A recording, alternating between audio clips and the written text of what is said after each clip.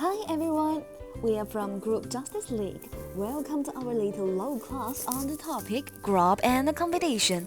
Please enjoy our video. Don't forget to give a thumbs up. The facts of the case.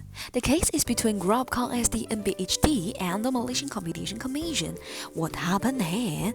MYCC is proposing to sue Grab on the basis of abuse of dominant position under the Competition Act 2010. MYCC has provisionally found that Grab abused its dominant position by imposing a number of restrictive clauses on its drivers, which prevented the drivers from promoting and providing advertising services for Grab's competitors in the e-hailing and transit media advertising market. MYCC further notes that the restrictive clauses had the effect of distorting competition in the relevant market and that is permitted on the multi-sided platforms by creating barriers to entry and expansion for Grab's existing and future competitors.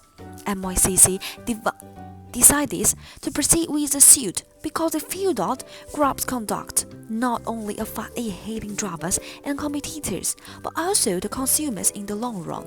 Lump sum permanently proposed by MYCC against Grab above 86 billion ringgit for every day of default, 15,000 ringgit.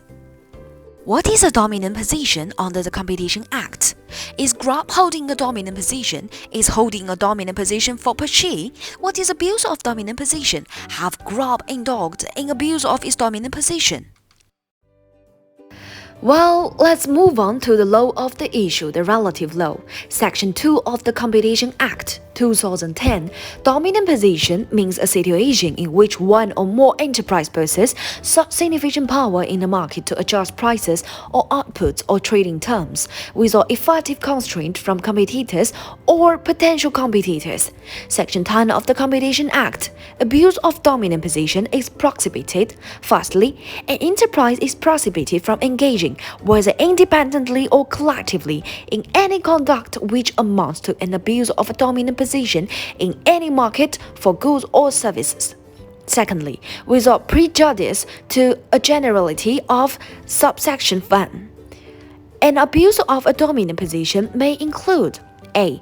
Directly or indirectly imposing unfair purchase or selling price or other unfair trading condition on any supplier or customer. B. Limiting or controlling in market outlets or market access to the prejudice of consumers.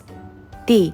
Applying different conditions to equivalent transactions with other trading parties to an extent that may discourage new market entry or expansion or investment by an existing competitor, force from the market or otherwise seriously damage an existing competitor which is no less efficient than the enterprise in a dominant position, or harm competition in any market in which the dominant enterprise is participating or in any upstream or downstream market.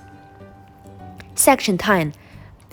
Exception to the law to the Competition Act.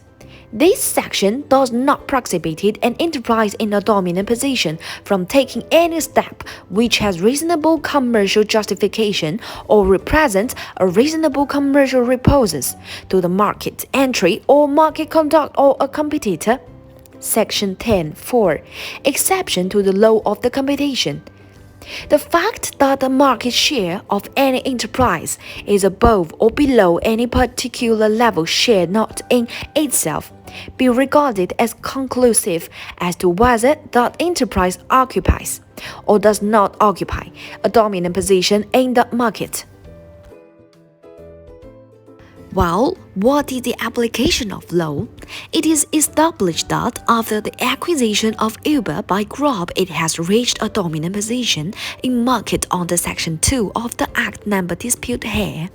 Since multiple complaints have been received by MYCC and based on their investigation, it is found that there is a restriction imposed on the drivers which prevented the drivers from promoting and providing advertising service for Grab's competitors in the e-hailing and transit media advertising market. So, there is evident abuse of a dominant position under Section 10. However, Grab can resort to an exception under subsection 3 of Section 10, justifying that it has only made this restriction to the people associated by agreement to Grab to not promote their competitors' business. This is only common practice to include such clause in the agreement to protect one's own interest and to ensure the employees or people in the payroll does nothing detrimental to the employee's repute and business.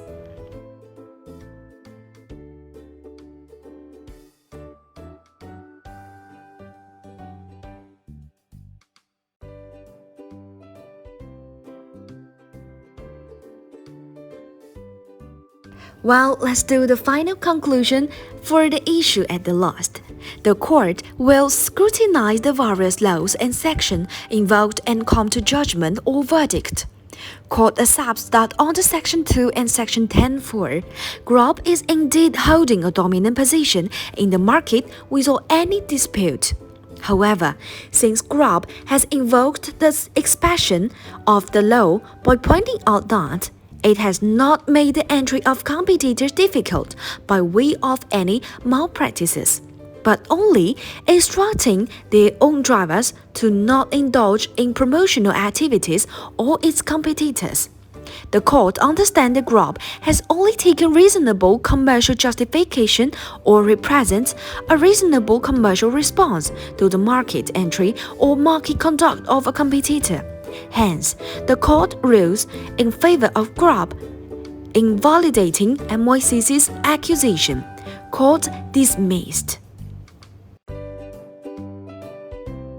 Finally, we would like to thank you for watching and sincerely hope that you can like and forward our video.